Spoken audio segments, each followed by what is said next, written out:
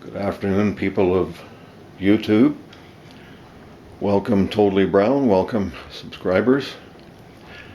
I've got an old rifle here, which is a little different than what I usually have, aside from the high wall, but this is a lot older than the high wall. This is a model 1895 Winchester in caliber 3872. This rifle I purchased along with its mate from a fellow club member, Roy Chesney, who's long gone. But 31 years ago I made the purchase. Both rifles were in 3872, and the one was in better condition than this one. This one's in, I would say, good condition. The other one I would say was in excellent condition. However, this rifle is a fairly early make. Well, in fact, it was made in the first year of production. This is the flat side model. See if that focuses all right. And right here, you'll see the lever is one piece. Later models had a two-piece lever that was hinged right here. It had a screw right here. It was attached here. This is a one-piece lever, which I expect was a lot more expensive to make at the time. Probably why it was discontinued. This is a sporting rifle.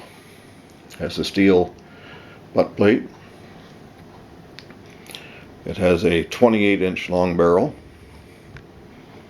I believe they came in two barrel lengths with this sporting model, 26 and 28. And this one is a round barrel. You could get half octagon at that time, which was a special order. Now this rifle here, see if we can zoom in here a little bit more. Right here we have the bullet that was the original loading at the time, with a 270 grain semi-Spitzer bullet, which actually this bullet is much later.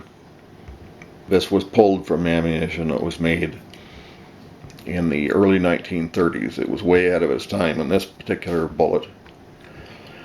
You have beside it the 3872 case. You have a slightly dented 3240, a 3030 Winchester, and a 2520. Now the 3240 was well known for accuracy. This cartridge I don't think was ever given a chance. The 3872, that is. My knowledge, it was only chambered in lever rifles, and it was never offered in any of the single shot target rifles. 1885, the Buffalo style rifles. It may have been chambered, but it was never used as a target pistol, or target rifle rather. This rifle is a true 38 caliber.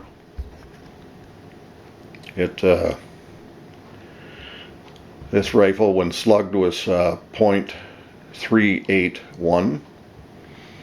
So these modern bullets right here, I showed you earlier, they just rattle down the bore. I had a friend, Doug, who you may have seen in the video regarding the Ross rifles. He cast me some 255 grain bullets in .379, 255 grain with gas checks and without. And he sent along some 225 grain plain base 380, and these ones are actually fairly good.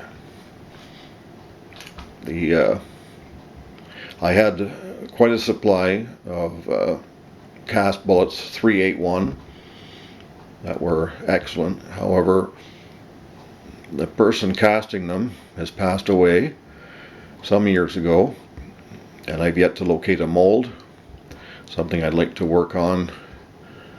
Hoping I got a mold ordered, And I'm hoping to cast some bullets and maybe get it out deer hunting east of here. At any rate, I located some brass, as the rifle didn't ever come with, when I purchased, with any loaded rounds. I located these Jameson brass. It's not very good, sorry. See if I can get a little better here. Not much chance of that. However, located some brass, Jameson brass, which has worked well. I had annealed and annealed and annealed the old brass, and it was just, this being a fairly loose chamber, and RCBS or any other die makers don't have a small base die for this particular cartridge. So I was just working the brass too hard and eventually failed. So I located this. I've enjoyed shooting this rifle. It's been a great deal of fun. Many, many years ago, when I was a boy, in fact, a fellow by the name of Max Reed used to hunt deer on my grandfather's farm, and Max that is, he used a 38-72 caliber 1895 Winchester as well. This rifle is, I think I'm trying to get a picture a little closer.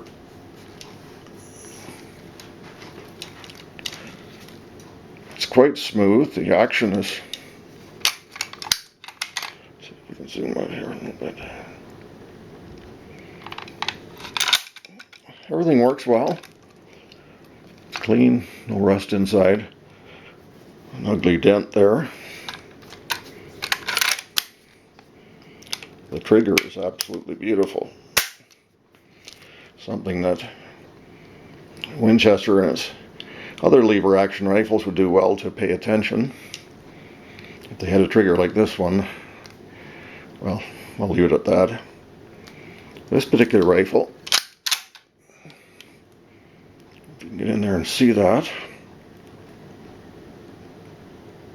serial 940. So this is a very, very early one.